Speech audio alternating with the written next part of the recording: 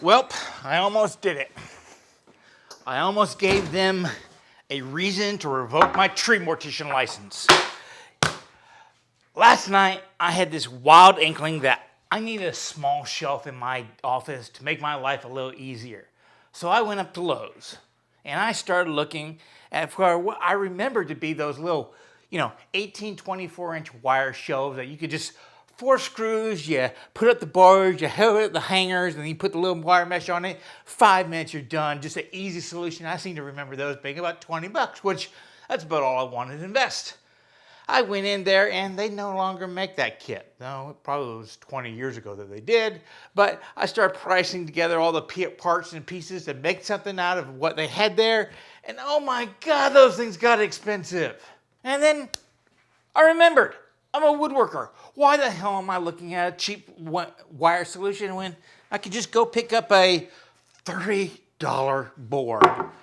No, it's probably cheaper than paying the gas to go to the lumber store to get it, but a $30 board to make me a simple shelf. So that's what we're going to do today. We're just going to batch out a very simple shelf, and I'll show you some alternative ways, or I'll discuss some alternative ways that if you don't have the skills or experience that I do, you can batch it out and look just as good.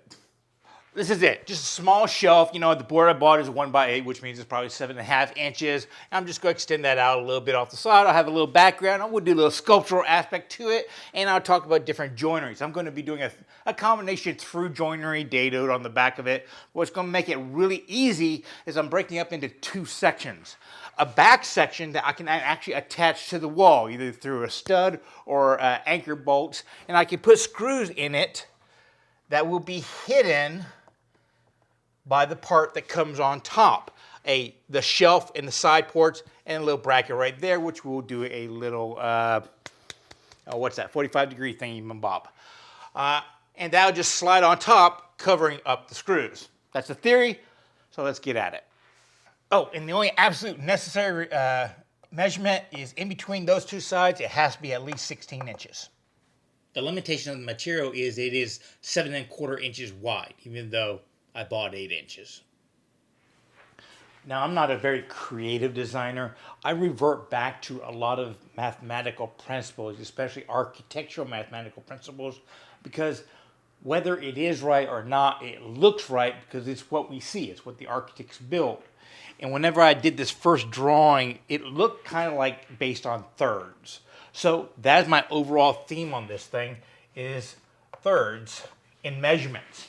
Now, these boards, they are 3/4 of an inch, and I do want them to protrude out, the tenons out, 1/3 of that board, which is 1/4 inch. So if I need to get this entire width from the outside here of whatever that board's going to be, well, it's in 3/4 is 1.5 inches plus quarter, 1/2 inch. So there is 2 inches added to 16. So the overall width of the board that I need to dimension out is going to be 18 inches. And if you divide that into thirds, that means my overall design theory looking forward in this is X is going to equal 6. So 6 inches is kind of the measurement I'm going with when I lay all this other stuff out. My general process for dimensioning this material is I'm going to be roughing out cuts a little bit bigger than they are using my jigsaw. And then I'll take it to the table saw in order to get the absolute perfect dimensions. I will say this, ever since I bought this battery-powered jigsaw, it has somewhat replaced a lot of my roughing out hand saws. I just like it, it's easy. Roughing out, 1/2 inch to inch over on each side allows me to really square up the cuts quick and easy using the miter saw, or the miter fence on my table saw. Concerning the side profile, well, the shelf is 7¼ inches. That's a fixed number, and it is 3/4 of an inch thick. I'm going to have one board along the back of it. So if you add 3/4 to 7¼ you get 8 inches. So right now it is going to be coming out 8 inches from the wall. So how do I determine how tall to make these side boards? Well, if I'm looking at it, it's roughly 2/3 visually. So if that's, I can make that 2 and this 3. So half of that, dividing it by 2 is 4. Add 4 to 8, that tells me my height is going to be 12 inches, 4 plus 8. So I now have a ratio of 2 to 3 in the side profile. And once again, to lay them out, I'm just kind of measuring a tad bit too much, roughly 13 inches. I'm going to rough it out with my jigsaw. I need to note something though. This kind of roughing, oversized, and then cutting back on a more accurate tool, it only works if you're not grain matching. Since these two boards are going to be on opposite sides and there's nothing continuous, I'm not worried about grain matching. But I could not do this kind of oversizing, cutting back if I was doing something like a box where I needed the grain to flow from one board to the other. Now, something you'll see a lot in the shelving I make for the shop or in past videos is I like the size to be retracted a little bit and the shelf to protrude a little bit. I like the look of that one. And if we're going by my thirds ratio, if this is 8 inches, well, 8 divided into 3 is 2.6, a little over 2.5 inches. So to make that all work, the two side pieces that I just cut, I need to shave them down a little over 2.5 inches. When I got to the table saw, that overhang just looked like too much, so I basically cut it down in half, so it'll be 1/6 instead of 1/3. But what's cool about this is it also balanced out the grain. Next, let's turn our attention to the wall mounts. These 3 boards right here were actually 4 boards. Well, if we want to go back to that same thirds rule, if the sides are 3/4 of an inch, you multiply that by 3, that gives me 1.5 inches, 2.25 inches for these to be widthwise. No big deal. I just go rip down the last of that board to 2.25 inches. I do have one problem though. This top board. The top board is going to be made up of 2 boards. I'm going to split that board so that the grain somewhat matches on it. So I actually need to do it 2.25 inches plus the width of the kerf at 45 degrees, or as close as I can. So I'm just going to do it, 2.25 inches plus 1/8, which is about the width of my saw blade, or 1/16. Lengthwise, that's easy. They're just going to match up with the sides. The sides are going to be 12 inches, and since this is 18 inches across, I'm going to make it roughly 20, maybe even 24 inches, and I will shape it after the fact to whatever width looks pleasing to me at the time. Quick trip to the table saw, and we cut out the 2 side pieces in one long one, and then I also cut out the other piece a little bit wider to account for that kerf. And with all the parts cut out, this is all I had left. Pretty efficient, and I'm sure I can use those for something else. Now here's a part that I'm a little bit lost on. I'm just going to be doing my best in order to maintain that 1/3 overall design theme. I like doing these kind of reversing curves where you have a curve coming one way, you have a curve coming the way, that kind of stuff. And I'm kind of doing that in this design. And if you think about it, I could divide this up into thirds and have 1/3, 1/3, and 1/3. I think that would look kind of mechanical and not that organic. Plus the fact that if I did that one and I had a shelf right here, well, the shelf would be on a very thin portion with not much meat below it to hold it. The reason why I have this curve down below, an inch or so, is all of a sudden I have all this meat below it that's not going to break out with weight, which this is going to be a very light load. The thing I'm putting on it is going to be extremely light. But design-wise, you could kind of tell it if it was a little bit off. So I'm just kind of doing the best I can here. I might come this top section 1/3 and then maybe this come down a little bit farther so that I could get the shelf at the 1/3 level. Now I had to do this shaping now because the next step is to cut the through tenon. And all this shaping is so that I can get this one curve right here to match up with both of them. If I didn't have it pre-shaped, I wouldn't be able to cut that tenon so that this board would slide in and I would have it, come over a little bit. But while these sides are still parallel, how about I show you a quick table saw trick to cut dados? And later on in the video, I'll show you how to hand cut them.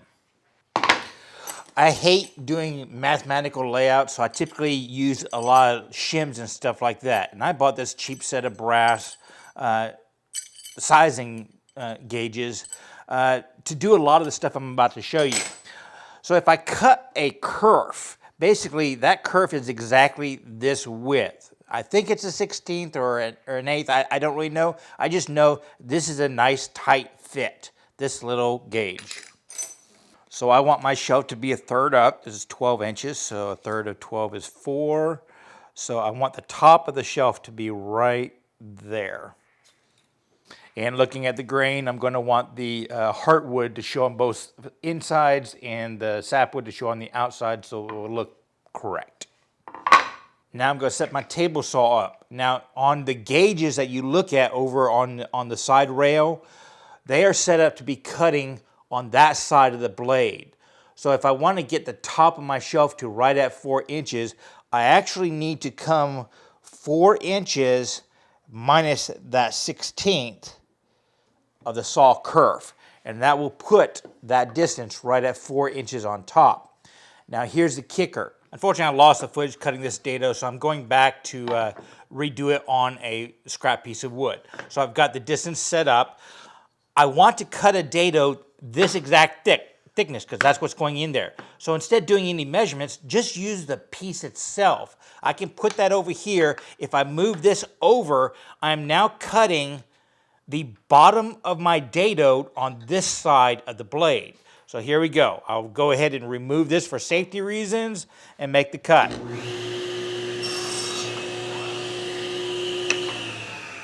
Now, if I were to put this all the way to the fence and make the cut there, that's cutting the other side of my dado, which is cutting over here, which means the cut will be the width of the thickness of my kerf too much. That's where this comes into effect. I can come over here, put that against the fence. Now my kerf is taken care of, and I just make the cut. Now I can just whittle away the waste with my table saw blade.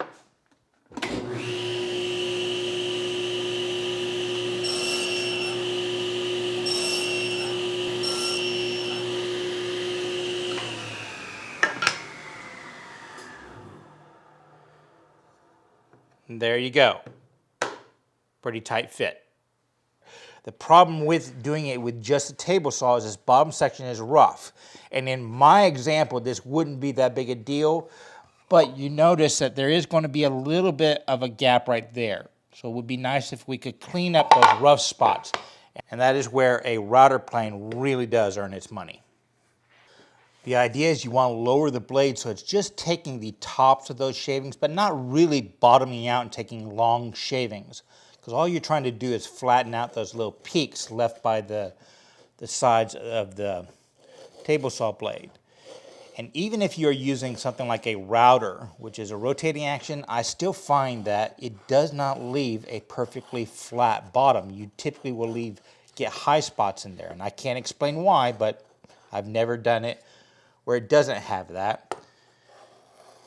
And our goal here is to just make a perfect mating surface for the other board dropping into the dado.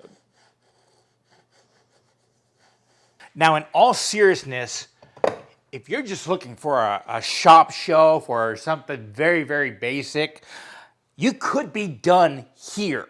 You know, glue, screw, or pin nails or anything like that. You got your two sides, you got a shelf that's going to fit and rest down so it's not dependent upon pegs or screws or nails to support the weight. Assemble it, screw it to the wall, you got a shelf. And later in the video, I will show you how you can use a screw and really dress it up. But we're woodworkers, so let's keep going.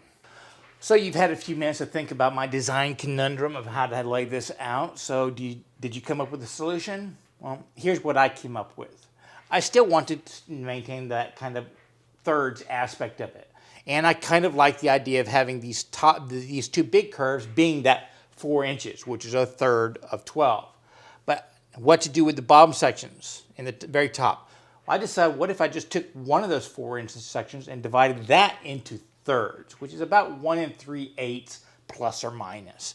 So I could basically have 1 3/8 for this top curve and 2 3/4, which is 6/8 for the bottom curve, and then just have these two being the 4 inches. And I think that kind of layout will look decent. Now, behind the scenes, my mic crapped out on me, so I'm actually filming this portion after I did the entire project. So I don't have video of me doing the band sawing out, but we'll just skip that and go to the next. So with the shaping done, now we need to mark out for our through mortise. Now, I want to be able to chisel down from this side, because whatever side you chisel down from, there's a good chance you will get a little bit blowout on the other side, and I would rather the blowout be on the blind side. Now, I don't want my through mortise to be this full 3/4 of an inch of that board. I kind of still want to follow that rule of thirds, and 2/3 of 3/4 of an inch is a 1/2 inch, a quarter. So if I could somehow center a 1/2 inch mortise in here, that would be great. So the first thing I need to do is lay it out. Well, I don't want to mess with all that measurement, so I'm going to return to one of my brass gauges, that same 1/16 of an inch gauge, and that will take a 1/16 off of each side, giving me that 1/2 inch in the middle. So all I need to do now is to take a marking knife, making sure that the flat is going against the gauge so that the slope is going towards the trash side, and then just make a nick right here that I can transfer around. Do the same thing to the other side. See how much easier it is to make relative measurements instead of accurate measurements, because you really can't go too wrong doing it this way. You can always screw up the math. So I like to transfer lines on edge grains in a vise. It just makes things easier. And all I'm going to do is I'm going to take that flat in the same orientation as I made the neck. I'm going to drop in the neck, and using whatever square you want, just transfer the line over. So right there, make a few light passes to draw a line, and then one hard push in to make that neck. Then repeat the process for the other side. Now when you transfer these over, it's important that your square registers on the longest section. In this particular example, if I were to have my square registering this way, on one side I'm a little bit tippy. That's not very good. So make sure it registers that way, and use the same registration on both sides. That way, if this is off for some reason, it'll still be parallel lines, and your mortise will look right. So here we go. I simply drop it in my knife line, come back over, bring it down. I have my 2 lines extension, one light pass, slightly heavier still. Come back over, find the next nick. And you can kind of feel it when you drag the knife over. Right there. Bring it in. And once again, 3 passes. Light pass to establish the line, medium pass to deepen the line, and a final pass to make it so you can do a knife wall. From there, we're going to establish what a lot of people call a knife wall. And basically, I'm going to come to my ends of the line. I'm just going to press down. I'm not going to hit it with a mallet or anything like that. That's just making the end. If you hit it with a mallet, there's a good chance you will split the wood, because that's going with the fiber. So we're basically using the chisel as a wedge, and that can cause it to split.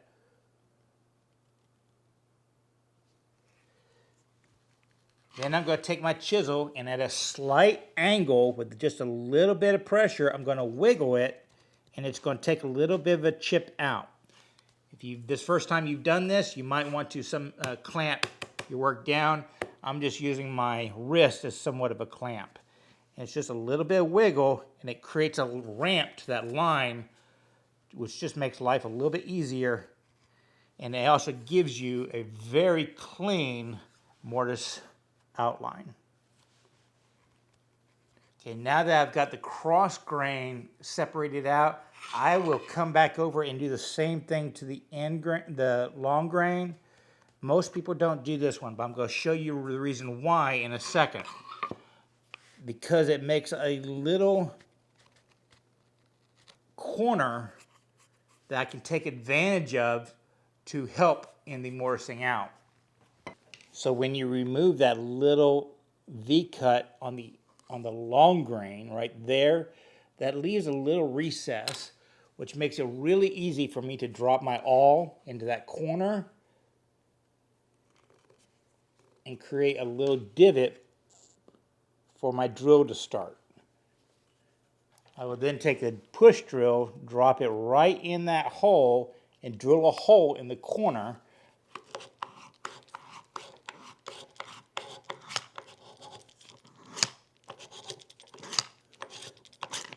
And that just makes life a lot easier whenever you're cleaning up those corners of the mortise.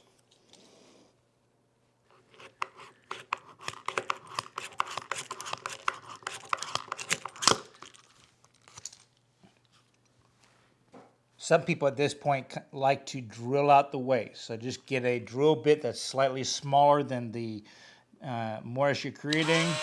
Have at it.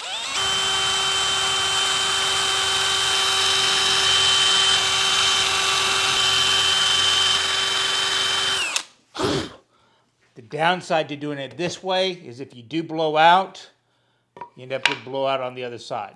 But once again, this part will not be seen by anybody. Now, when getting rid of the waste when you drilled it out, the secret is to treat it just like you would the end grain or the waste of like a dovetail saw. You don't want to take the whole thing. You basically want to take half the distance to the baseline and chop down. And you can come back and take half the distance to the baseline again, chop down. And eventually you'll get to the point where you just can't take half the distance, so you have to go to that baseline, and that will give you a nice, clean cut. Boom. Fairly clean. What I prefer generally takes a tad bit longer is to just get a very wide chisel. This is one reason having one wide chisel, you don't have to have a full set, but just having one that's really wide is advantageous because it will fit in that knife wall and basically extend that knife wall down a little bit. So just give it a few taps.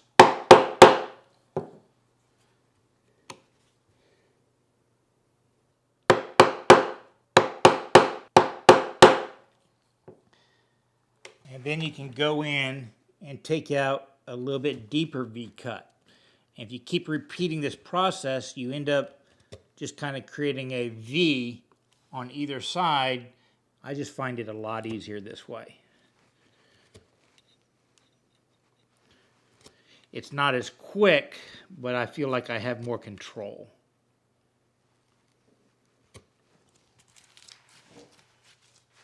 Then once you have that pyramid, go ahead and grab a slightly smaller chisel. That way you're not going to tear up the sides, and you can just kind of carve it out.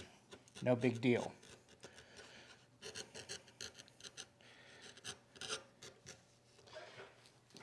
Now this is how you would do a stopped mortise, keep going down a little bit farther. If you're doing one that needs to have a show surface on both sides of a board, unlike this one, which is going to be narrower, well, you would just repeat this V-cut and V-process and meet in the middle. But since I'm not really worried about blowing out, I'm just going to keep going this direction. Now, if I'd been acting smart, to prevent the blowout on this side, I probably should have cut the dado after the fact, but I like doing it this way because of that measurement technique. But the easy way to solve having a problem with blowout on the backside is to just cut out a temporary shim that you can actually chop into. Problem solved. Now, once you get to a certain point where you're maybe a 1/16 of an inch down, I no longer do the little V-cuts coming down to the sides. What I will do is take the larger chisel and just basically sever the fibers on the side. With those fibers severed on either side, you can take that slightly smaller chisel and just use it as a wedge to wedge out the waste. It'll basically just break off because there's nothing holding it on either side. And that speeds it up quite a bit. Now there's going to come a point when you're going to bust through, and if you want to get a clean surface like there, the trick is to get it real close, then get you a backer stop like that. And you can see because I drilled it, it busted out a little bit, but once again, it doesn't really matter too much. But I'm going to put that backer stop right there. Then you take your chisel and you come to the ends first. And this time, I am going to use a mallet and just bust on through. Because that backer is there, it shouldn't blow out. Now we take our large chisel, get it nice in the corners, and go ahead and hit it hard.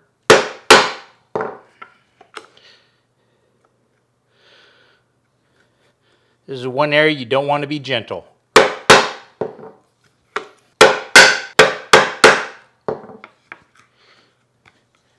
And if you did it right, you should be able to just bust right on through. And you can see the surface where I hadn't drilled it is pretty clean.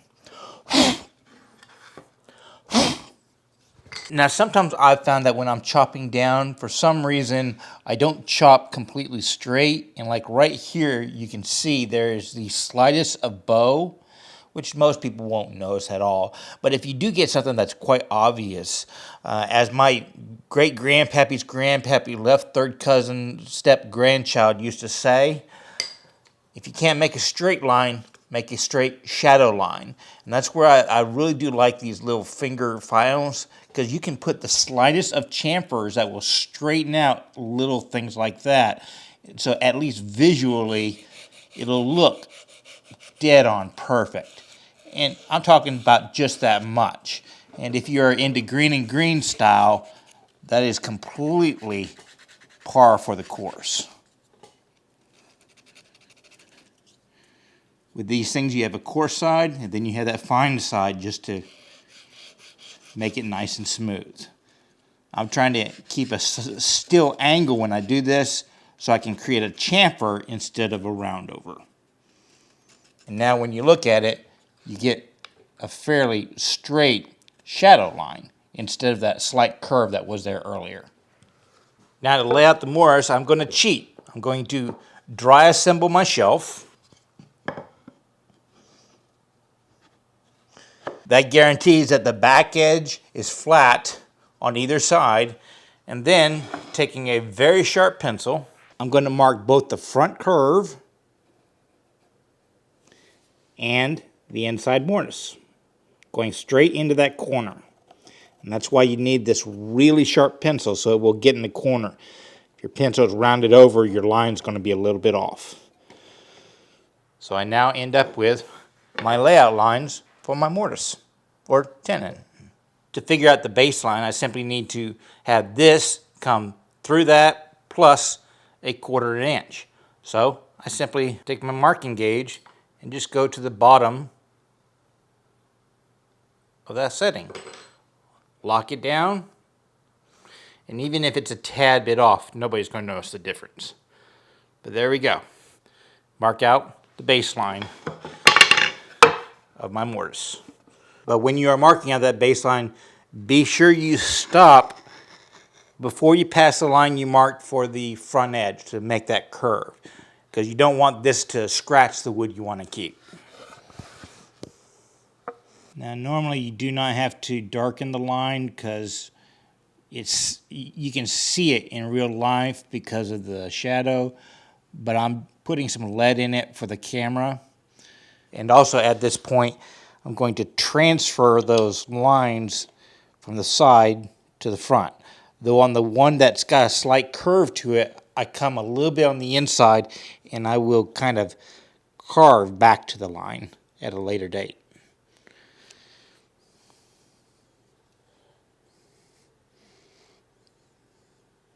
And just pick up a saw and get after it.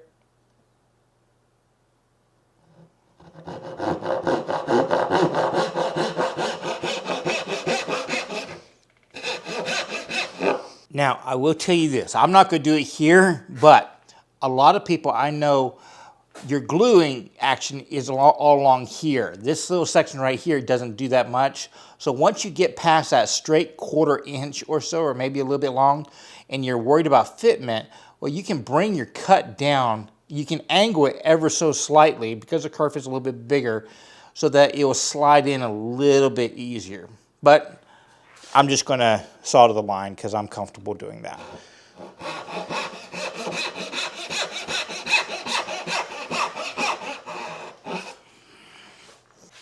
And just as like when I cut dovetails, I'm going to go ahead and use a saw to get rid of the waste on this one. The other one I'll just saw from the side.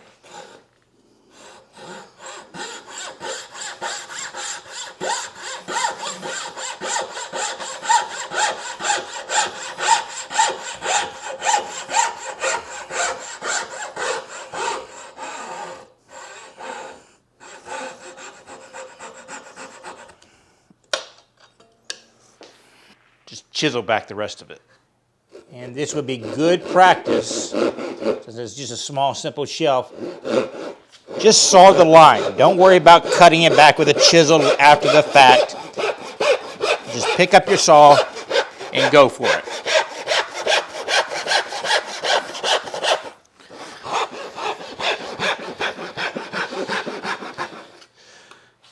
What's the worst that can happen? You have another shadow line you have to work on.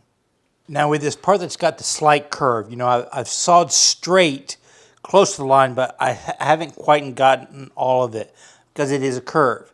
So that's where you take your bevel of your chisel, you turn it around this way, and just for the, you know, the part that's going to stick out, you want to just focus and kind of come off of that bevel to make the curve. So you're just kind of shaving it back a little bit to make that curve.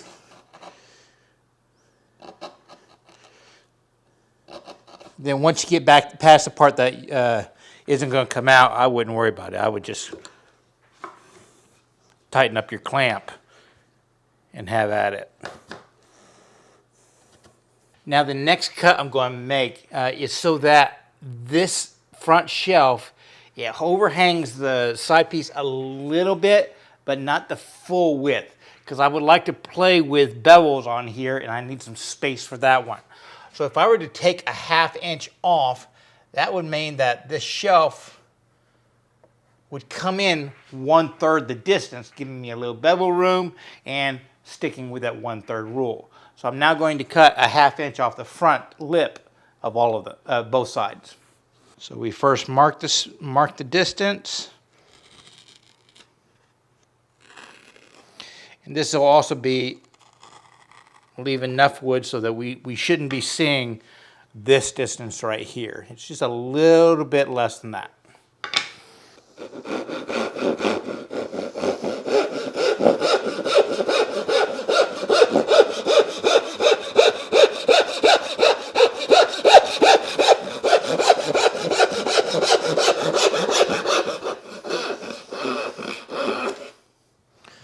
Now next we need to remove the shoulder of our mortise, our tenon right here. So the first step is to come down along our baseline right there. And you can either saw that, and sawing is pretty easy because you have the fence line right there. So just bump it up, get it started on one side, following the line, then come back over, get it started on the other side, and then just connect the lines. If you're not ambidextrous, don't be afraid of going underhanded. But once again, you know, just use that side as a fence to get it started on one direction, then the other direction, and then just connect the lines. It really is pretty easy. Or you can do that V-cut with a wide chisel and then come in from the angle. Just keep going until you get to at least that baseline. With this caliper of shelf, very light duty, if you go past the baseline, that's not that big a deal, and it might even be a tad bit helpful Just don't obviously saw the whole thing off. Now on these ledges, if you remember, the pencil went inside the hole. So we need the lead to be there when we are done. So a lot of times what I like to do is, because the fibers are already severed down here, you can kind of split it off. So you go half the distance and just kind of give it a tap down and see how it splits. Right there, it's splitting away from me, so I know I am good to go, and I can just come straight to that line where I want to be and take the shoulder down. Easy peasy. Work your way across doing that.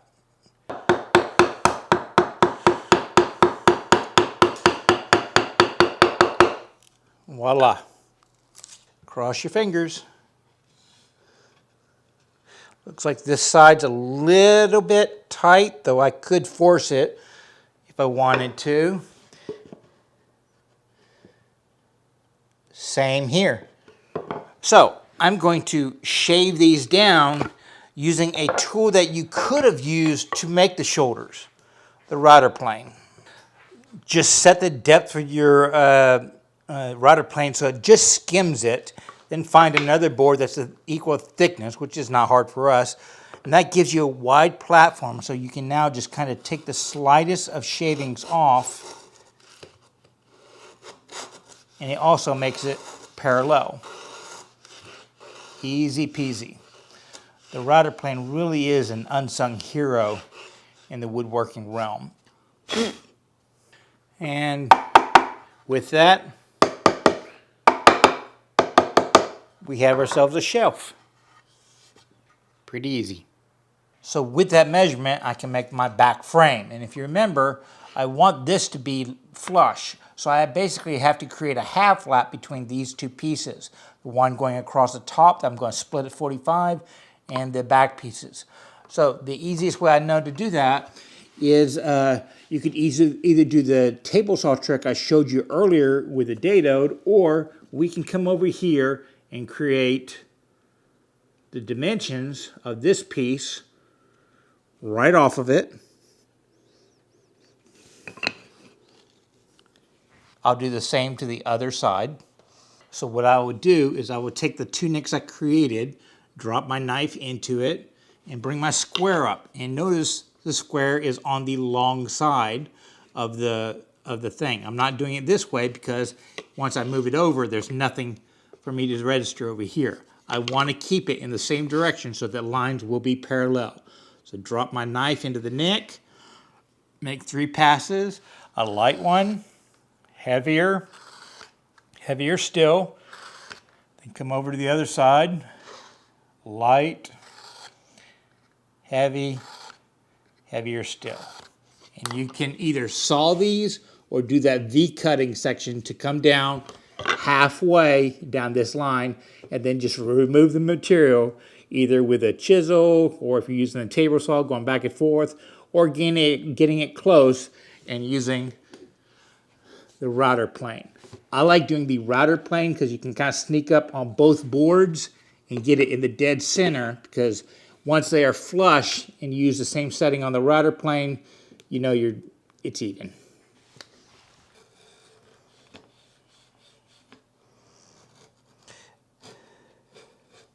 Now with these center sections cut out, I need to use this to figure out how far to come in to create the other half of the lap joint.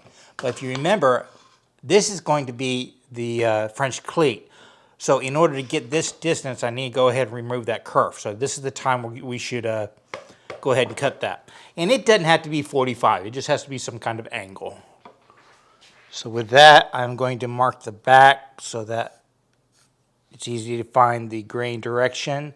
And this is now the width that I need to take a lap joint off of. And as usual, why measure if you don't have to? Just take it directly off the piece. I want the clear in front, so I'll just take it off the back. That's where the grain is. It's always about the grain. From here, I will just cut out a lap joint, just cross cut it with either a handsaw or table saw, and I will probably rip it down the center with the bandsaw. Easy peasy. When we come back, let's start carving.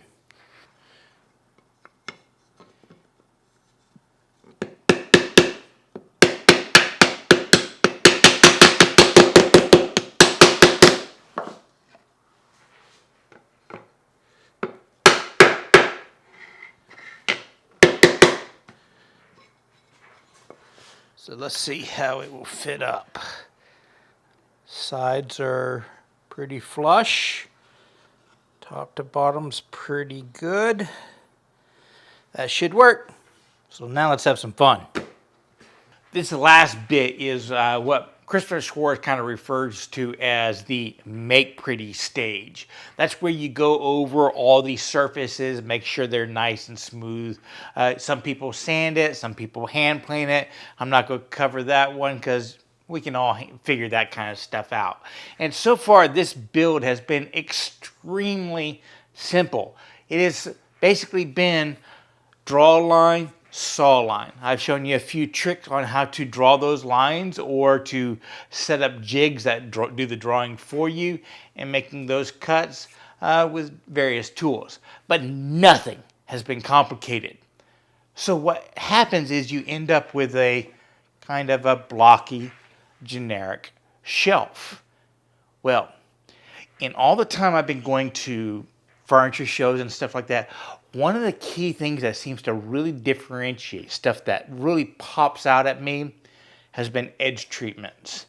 And a lot of people, when they think of edge treatments, you know, oh yeah, we'll break the edge. We'll put a chamfer on it. We'll do a round over on it. We'll kind of do something homogeneous for the entire piece. That ain't fun.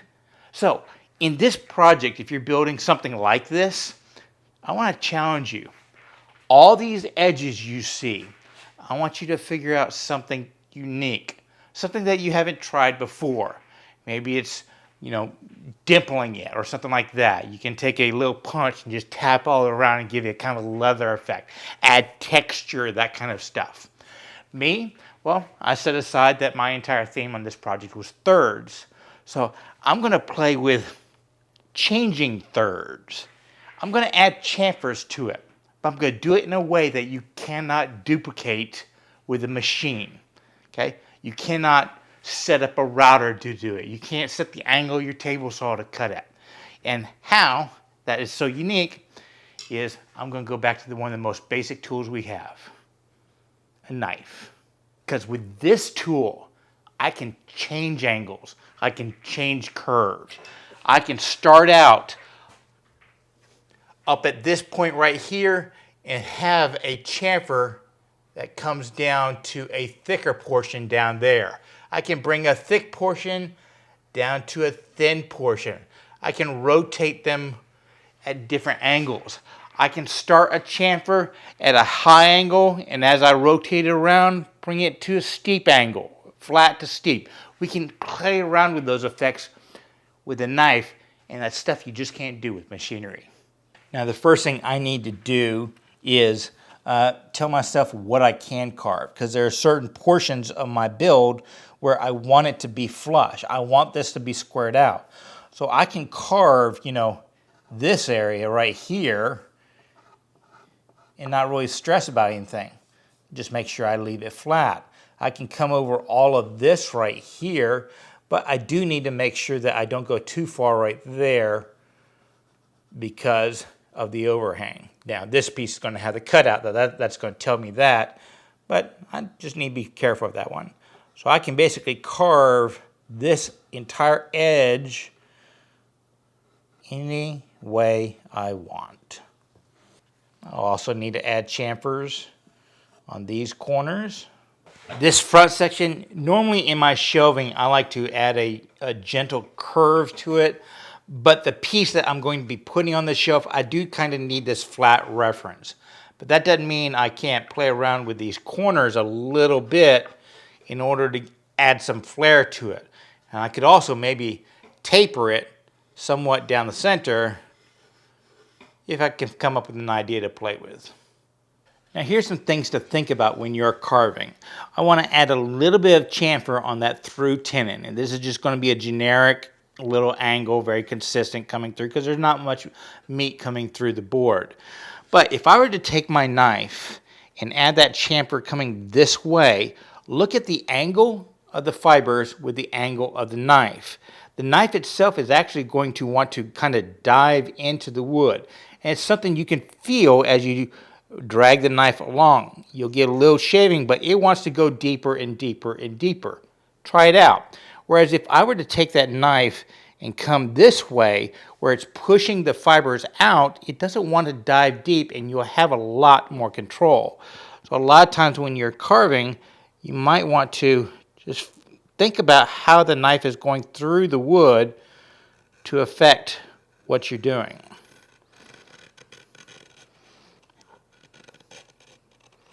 See, the nice little curly cues tells you you're doing it right.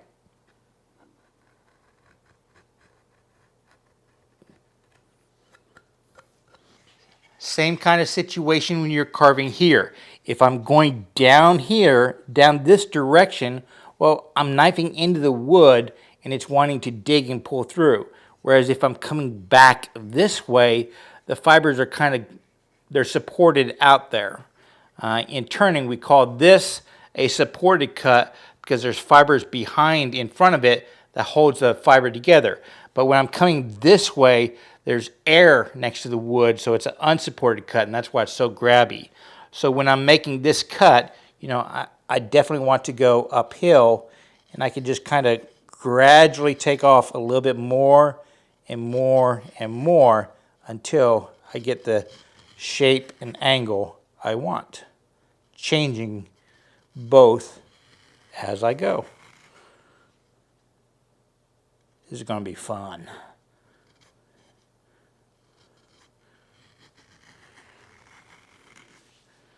So take a little time and customize your shelf. And hey, maybe send me a link on Instagram to what you did so I could see your creativity. Maybe I could steal a few ideas for my next one.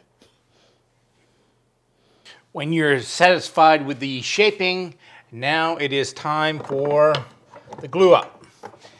Now in this particular design, it is somewhat important on the order you glue things up. Because if you remember, this and the top piece of the French cleat are one unit, and then the wall mount is a second unit.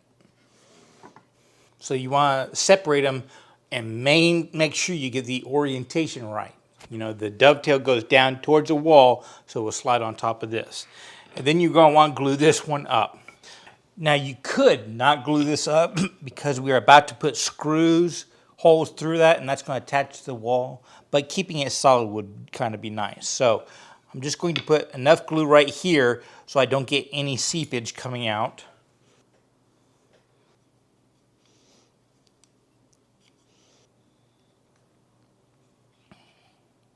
And then I'm really going to focus on getting them seated down on bottom.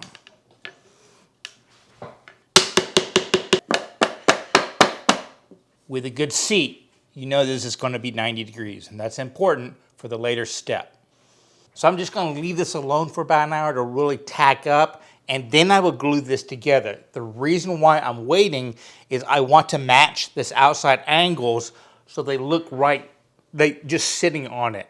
That way, I don't have to do anything else and they'll all be aligned. But if for some reason I have to align the bottom of it, we can put a little peg right here and a peg in there to sink it in. But my goal is I just want to be able to set it on the French cleat and be done.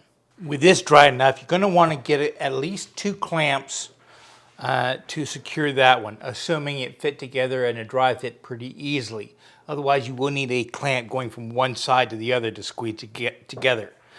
The 2 clamps we're going to use to fix it so that it aligns here.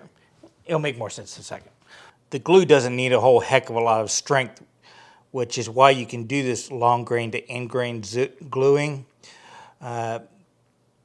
It's the fact that you got a little bit of bond over a large area that gives you the strength you need. And be sure to just put glue where it's going to be hidden, not on the end of the stem, because that'd be ugly.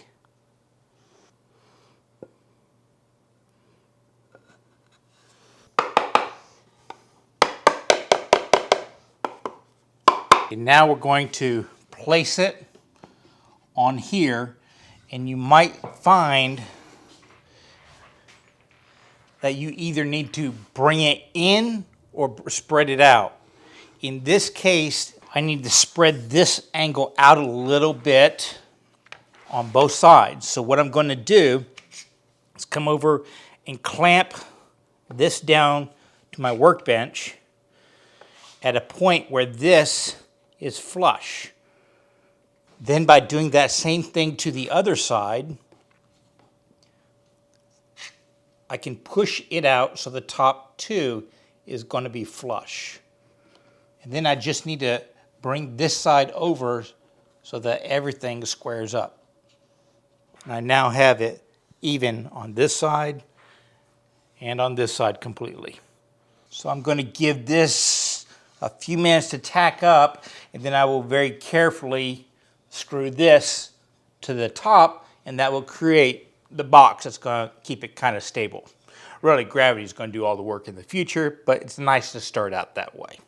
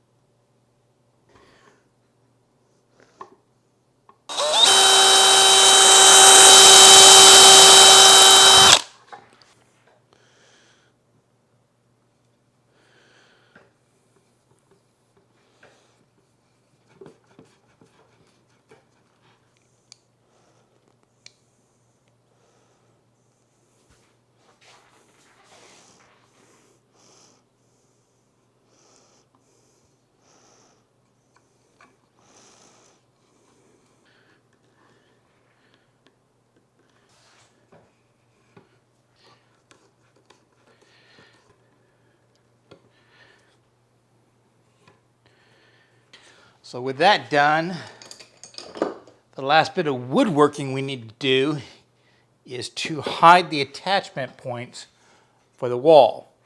And if you remember, the side pieces are covering up here, so I'm just going to drill holes here for the screws to go into the wall studs. So I'm going to use this style of wall anchor kit because I don't know if I'm going to be hitting a stud or just empty wall, but lightweight drywall will be fine. The screw heads are a little less than 3/8 of an inch, so I went ahead and got a Forstner bit that size so I can get this down below the surface so that the wood can sit on top of them. And I've set a marking gauge to 3/8, which is half the distance of the boards I use. So I can draw a line right here and put a screw anywhere along that line, and I know that this piece right here will cover it up. So I'm going to take that Forstner bit and just drill a couple holes, just make a recess about halfway down. That way the head of the screw will fit in there and more of the screw will go into the drywall. The outside of the thread is about a little under 3/16. So I'll use a center dimple, that the Forstner bit, to center the hole, because this is a pilot bit, right in the middle.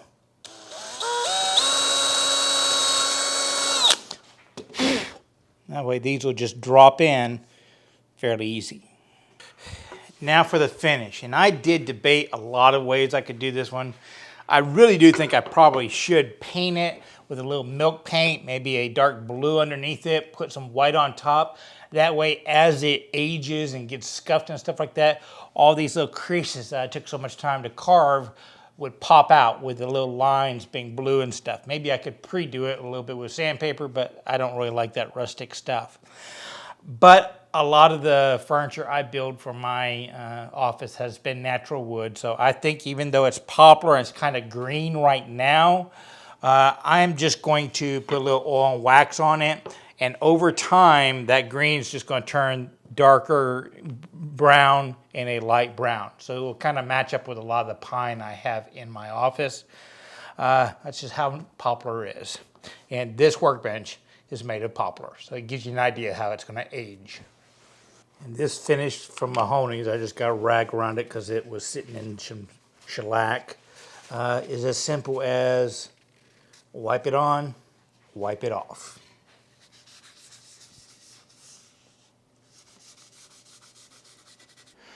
To mount mine, I kind of figure out the height that I want it for the purpose I have for it.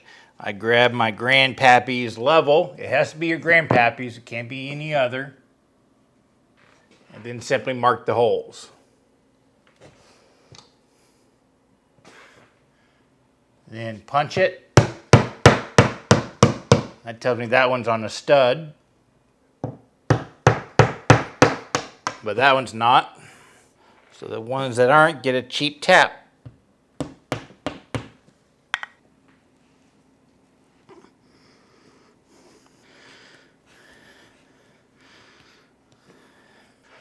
Then these I can use the screws that came with the taps.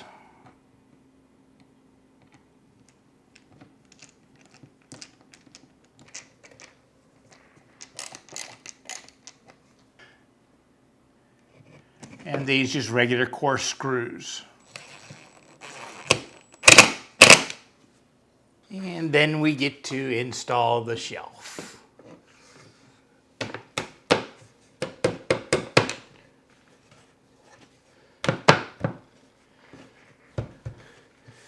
Seam disappears, it's nice, it's flat, screws are covered up, A+.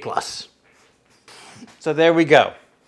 I started out just wanting a shelf. I was just going to do a half-assed job making a wired thing, and I ended up having a lot of fun and trying some new things along the way. Well, I hope you enjoyed the video, picked up a few tips and tricks and stuff like that. But remember, it's always worth the effort to learn, create stuff, share it with others. Y'all be safe and have fun. Oh, you want to see the really cool thing? The whole reason I built this shelf, what I'm going to put on it? Hold on.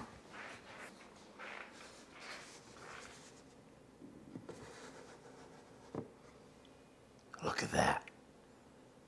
It's not art. Oh, let me get the other stuff.